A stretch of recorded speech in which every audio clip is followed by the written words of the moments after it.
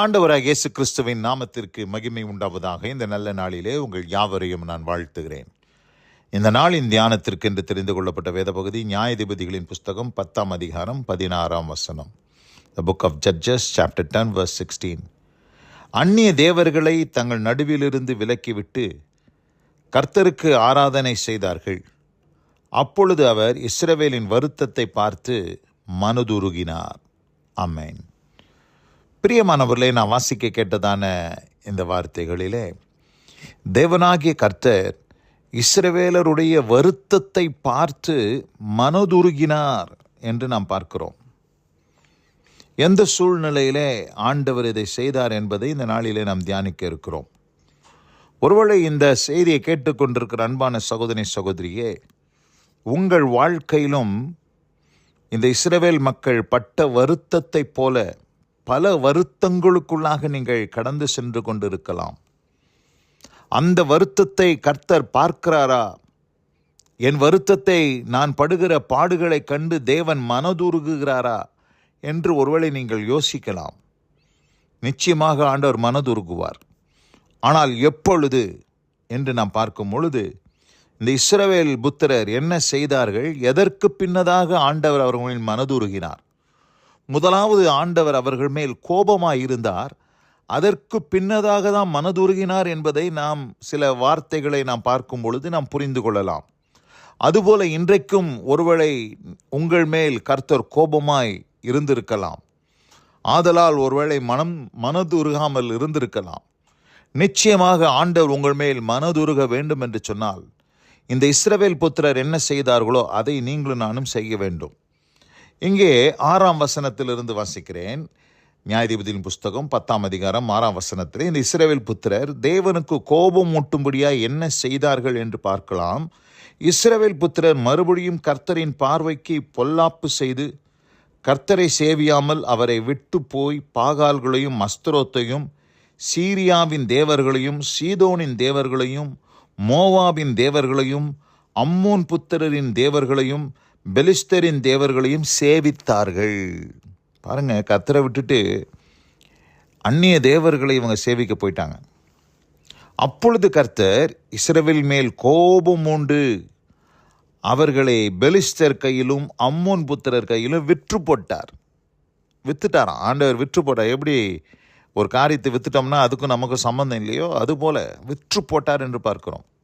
அம்மோன் புத்திரர் கையிலும் பெலிஸ்தருடைய கையிலும் இஸ்ரவேல் மக்களை விட்டு போட்டார். அவர்கள் இவங்களை ஆள ஆரம்பிச்சிட்டாங்க, நெருக்க ஆரம்பிச்சிட்டாங்க, ஒடுக்க ஆரம்பிச்சிட்டாங்க. அதுதான் அங்கே போடப்பட்டிருக்கிறது. 8ஆம் வசனம். அவர்கள் அந்த வருஷம் முதற்கொண்டு 18 வருஷமாய் யோர்தானுக்கு அப்பாலே கீலேயாத்தில் உள்ள சமாரியாவின் தேசத்தில் இருக்கிற இஸ்ரவேல் புத்திரரை எல்லாம் நெருக்கி ஒடுக்கினார்கள். 18 இயர்ஸ்.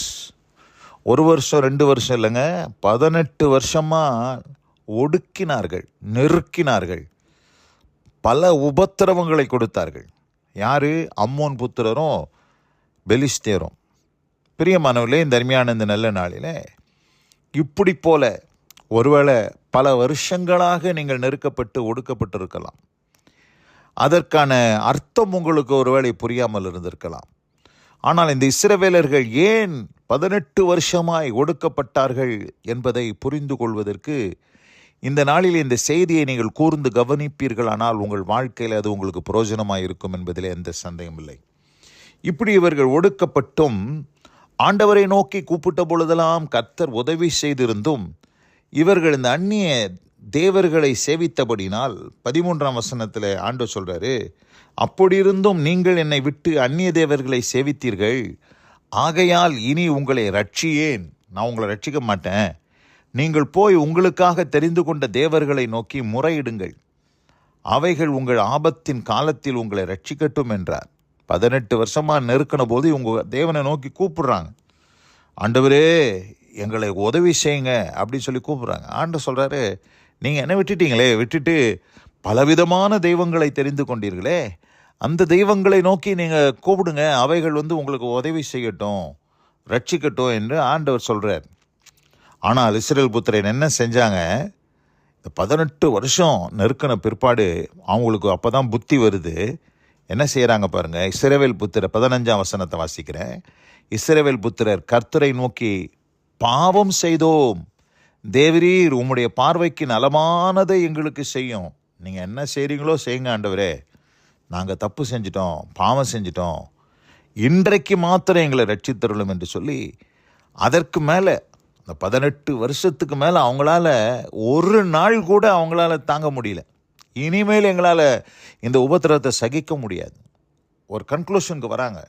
இனிமேல் நம்மளால் இந்த உபத்திரவத்தில் வாழ முடியவே முடியாது என்று சொல்லி, இன்றைக்கு மாத்திரம் எங்களை ரட்சித்தருளும் என்று சொல்லி அவங்க செஞ்ச காரியம் என்ன? தேவன் அருவருக்கிற அந்நிய தேவர்களை, 16ஆம் வசனம் வாசிக்கிறேன், அந்நிய தேவர்களை தங்கள் நடுவில் இருந்து விலக்கி விட்டு கர்த்தருக்கு ஆராதனை செய்தார்கள். அப்பொழுது அவர் இஸ்ரவேலின் வருத்தத்தை பார்த்து மனதுருகினார். பிரியமானவர்களே, எப்பொழுது மனதுருகினார்? அவர்கள் நடுவில் இருந்த அந்நிய தேவர்களை விலக்கி விட்டு கர்த்தருக்கு ஆராதனை செய்ய, they worship God, கர்த்தரை தொழுது கொள்ள ஆரம்பித்தார்கள். எதை உள்ளே வச்சுக்கிட்டே, சரக்கை வச்சுக்கிட்டே தொழுது கொள்ளக்கூடாது. இன்றைக்கி நிறைய பேர் அப்படி தான் ஆண்டவரை சேவிக்கிறாங்க, தேவனை ஆராதிக்கிறாங்க, தேவனை தொழுது கொள்கிறாங்க. ஆனால் கர்த்தருக்கு பிரியமில்லாத சில அருவருப்புகள் அவங்க வீட்டில் இருக்குது, அவங்க குடும்பத்தில் இருக்குது. எப்படி இந்த விக்கிரகங்களை தேவன் அருவருக்கிறாரோ அதுபோல் இன்னும் பல காரியங்கள் இருக்குது. தேவனுக்கு பிரியமில்லாத, சித்தமில்லாத, அருவருக்கிற அநேக காரியங்களை வச்சுக்கிட்டே கர்த்தரை தொழுது கொள்கிறாங்க. ஆண்டவர் உங்கள் தொழுகையை ஏற்றுக்கொள்ள மாட்டார், உங்கள் ஜெபத்தை கேட்க மாட்டார், உங்கள் விண்ணப்பங்களுக்கு ஆண்டவர் செவி கொடுக்க மாட்டார். ஆதலால் இன்றைக்கு ஒன்று செய்யுங்கள்.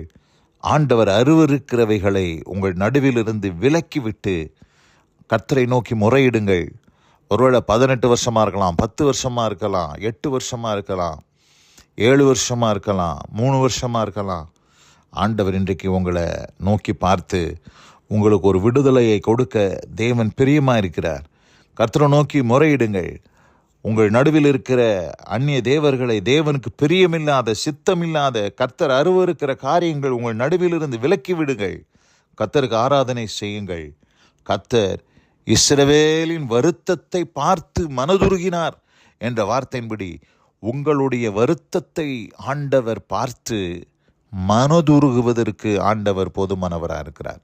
ஆண்டவர் எப்படி மனதுருகி அவர்களுக்கு ஒரு ரட்சிப்பை கட்டளையிட்டாரோ, ஒரு அற்புதத்தை செய்தாரோ, அவர்களை அந்த அந்நிய ராஜாக்களின் கையிலிருந்து விடுதலையாக்கினாரோ, இன்றைக்கு உங்களை தேவன் விடுதலையாக்க போதுமானவராக இருக்கிறார். இந்த அருமையான இந்த நல்ல நாளிலே இந்த வசனத்தை கேட்ட உங்கள் ஒவ்வொருவரையும் கர்த்ததாமே ஆசீர்வதித்து காப்பாராக. God bless you all. அமேன், அமேன். நாம் ஜெபிப்போம். எங்கள் அதிகமாய் நேசிக்கிற எங்கள் அன்பின் பரலோக பிதாவே, அந்நிய தேவர்களை தங்கள் நடுவிலிருந்து விலக்கிவிட்டு கர்த்தருக்கு ஆராதனை செய்தார்கள். அப்பொழுது அவர் இஸ்ரவேலின் வருத்தத்தை பார்த்து மனதுருகினார் என்ற வார்த்தையின்படி, தேவனே, உம்முடைய ஜனத்தின் வருத்தத்தை பார்த்து, உம்முடைய ஜனம் படுகிற பாடுகளை பார்த்து, ஆண்டவரே, நீர் மனதுருகும்படியாய் அவர்கள் தங்கள் நடுவில் இருந்து அருவருப்புகளெல்லாம் விலக்கி இருக்கிறார்கள், உமக்கு ஆராதனை செய்கிறார்கள். நீர் அவர்களை பார்த்து மனதுருகுவீராக. உம்முடைய கிருபைக்கு தாழ்த்துகிறேன். இயேசு கிறிஸ்துவின் வல்ல நாமத்தில் பிதாவே. ஆமென், ஆமென்.